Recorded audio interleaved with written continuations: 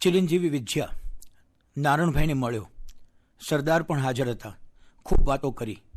એમનો તારી ઉપરનો પ્રેમ અગાધ છે. મેં મનુભાઈની વાત કરી એટલે રોઈ પડ્યા. જો એમણે અમને ખુશી કરીને જ પરણવું હોય તો પછી મનુભાઈનું નામ વારંવાર કેમ લે છે? અમે તો એ વિવાહથી કદી રાજીથી થવાના. એણે કુમારિકા રહેવાનું વ્રત લીધું હતું તે પાળે, પણ જો એને પરણવું જ હોય તો અમારી નાતના 2-3 સારા જુવાન છે તેમાંથી પસંદ કરે. બેટા, આ તેના કહેવાનો સાર છે. મેં શાંત પાડ્યા. તારો આગ્રહ નથી એમ કહ્યું. તું પરણશે તો મનુભાઈને જ પરણશે, પણ જો માતા પિતા ખુશી થઈ આશીર્વાદ નહીં આપે તો કુંવારી રહેવા તૈયાર થશે. બીજા કોઈને પરણવાનો આગ્રહ એવો ન કરે એવી તારી ઈચ્છા ખરી, એ પણ મેં કહ્યું. સરદારે પણ મનુભાઈ વિશે કહ્યું, આજકાલની છોકરીઓને છૂટ આપવી જોઈએ. ભણાવીએ અને પછી આપણે ઈચ્છીએ એ જ કરે એવી આશા રાખવી ન ઘટે. પણ આ બધાની કશી અસર નારણભાઈ ઉપર ન થઈ, અને મેં ખાતરી આપી છે કે હું તને છાને માને મનુભાઈને નથી પરણાવી દેવાનો. હવે મારી સલાહ એવી છે કે તારી મરજી હોય તો તું આ કાગળ મનુભાઈને મોકલ નહીં તોય ને તેને બરાબર લાગે તો લખ કે વિવાહ લંબાશે, ન પણ થાય.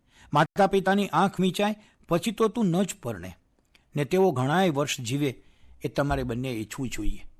તારી ધીરજને લીધે, તારા શુદ્ધ વર્તનથી, મનુભાઈની પવિત્રતાથી તેઓ પલળે એ જુદી વાત છે. પણ આમાં કાળ અને તમ બંનેના વર્તન ઉપરાંત બીજું કોઈ કંઈ કરી શકે એમ મને નથી લાગતું.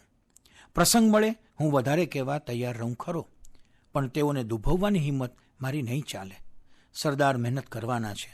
મનુભાઈ અધીરા થયા છે એમ જોઉં છું. એમને ધીરજ પકડવી પડશે. મારો આગલો કાગળ મળ્યો હશે. લીલાવતી સાથે મેળ સાધ્યો છે. તિથલ, તારીખ 12 માર્ચ 1937. બાપુના આશીર્વાદ. તાજા કલમ. મારું ચાકુ 2 ફણાવાળું જે મારા કલમદાનમાં રહેતું તે તેમાં નથી જોતું. જો ત્યાં રહી ગયું હોય તો ત્યાં સાચવજે. હાથ ન આવે તો ગયું સમજવું. આ પત્ર આપણા મહાત્મા ગાંધી અને સૌના બાપુએ લખ્યો હતો, લગભગ કેટલાય વર્ષો પહેલાં. તે બાપુનો પ્રસાદ નામના નાના પણ બળવાન પુસ્તકમાંથી લીધો છે. આ પુસ્તકના લેખિકાને સંબોધીને બાપુએ પત્ર લખ્યો છે. ચિરંજીવી વિજ્યા એટલે સૌ વિજયાબેન મનુભાઈ પંચોળી. આ નામ જ દર્શાવે છે કે આગળના પત્ર પછી કાળની કૃપાથી ચિરંજીવી વિજ્યા પોતાની ઈચ્છા મુજબ મનુભાઈ પંચોળીને પરણી શકેલ છે. આગળના પત્રને વારંવાર વાંચીએ તો આપણને કહેવાનું મન થાય કે આ હતા બાપુ.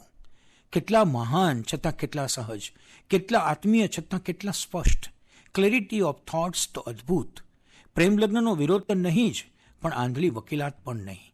પ્રેમ અવશ્ય, પણ સદાચારથી ભારોભાર. દિલની વ્યાપકતા અને વિશાળતા તો એમની જ. વિજયાબેને બાપુને જ્યારે મનુભાઈ પ્રત્યેના આત્મીય લગાવની વાત પહેલીવાર કરી ત્યારે મક્કમતાથી કહી દીધેલું, કદાચ મોડું થાય પણ મારા અંતરમાંથી મનુભાઈને કોઈ દૂર નહીં કરી શકે. આ વાત સાંભળી બાપુએ તરત કહ્યું, તારો આવો નિર્ધાર છે તો તું સંબંધ છોડ એમ હું નહીં કહું. સંબંધ વધાર, પણ એક કામ કર, મનુભાઈના કાગળો આવે એ મને વાંચવા દેવા. વિજયાબેન કહે, આવેલા જ શું કામ? હું લખું એ પણ તમને વંચાવીને જ મોકલીશ. આવતા જતા બધા કાગળો વરસ દિવસ સુધી બાપુએ વાંચ્યા. વરસ પછી વિજયાને કહ્યું, તને સાધુ પુરુષ મળ્યો છે. આ સાધુ પુરુષ અને પોતાની માનસ પુત્રી વિજયા એક થાય એના પર અથાગ પ્રયાસ કરનાર બાપુનો આગળનો આ પત્ર એક મહાનતમ વિભૂતિના દર્શન કરાવે છે. બોલો, આ પ્રસંગ વાંચ્યા પછી કોણ કહેશે કે બાપુ પ્રેમ વિરોધી હતા? મહાત્મા શુષ્કને જળ હતા. સદીઓ સુધી ન અવતરે એવો અવતાર તે મહાત્મા ગાંધી. આપણને દર્શક સાથે વિજયાને જોડી આપનાર આપણા બાપુ. બાપુ, તુજે સલામ.